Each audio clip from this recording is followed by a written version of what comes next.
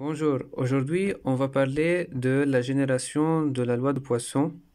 Ok, donc comment on utilise Python pour la génération de la loi de Poisson, ou bien d'un tableau, ou bien d'une matrice de variables aléatoires de Poisson. Tout d'abord, on a besoin de la librairie qui s'appelle NumPy ou bien NumPy.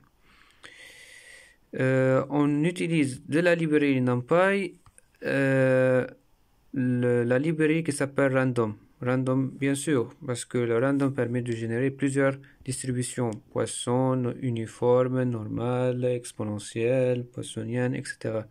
Ici, on a besoin donc random.poisson.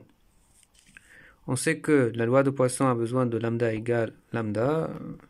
Donc lam, c'est lambda égale 2.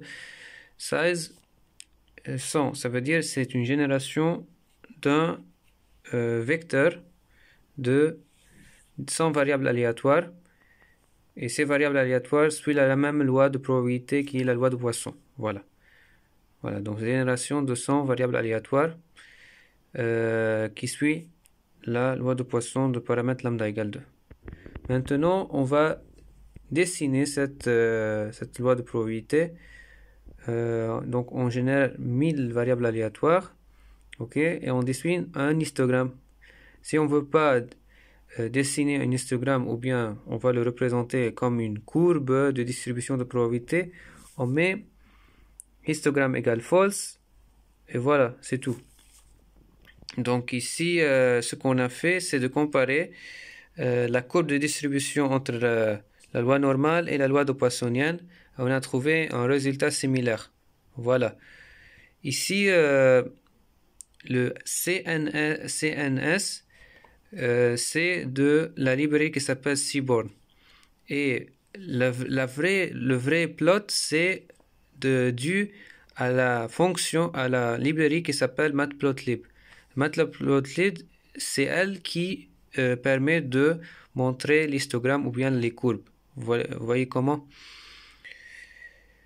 Donc, c'est en fait le CNS ou bien Seaborn permet de générer la courbe, ou bien générer l'histogramme. Voilà, c'est ça l'idée.